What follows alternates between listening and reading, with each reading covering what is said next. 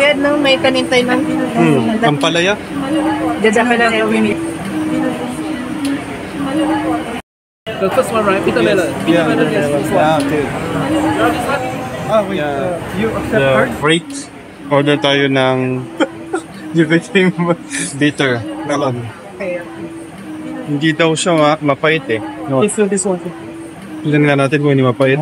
Ang palaya. Alam mo, mais.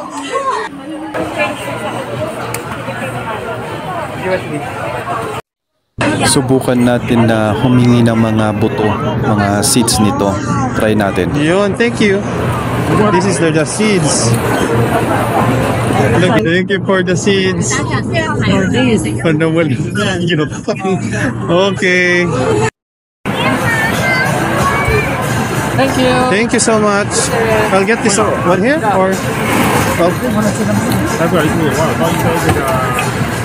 thank you so much. Shishi. Guys, titikman na natin ngayon ng bitter melon. 1 each. Ito na. Nung lasa? Pait. Mapait? Yaks nga, yaks. Ampalaya pa din. Ampalaya pa rin. Kahit puti. Anong lasa? Ampait. Oo, mapait yung aftertaste niya. So yan o. Sa una, okay. Pag ganun na, ending na, ampalaya pa din.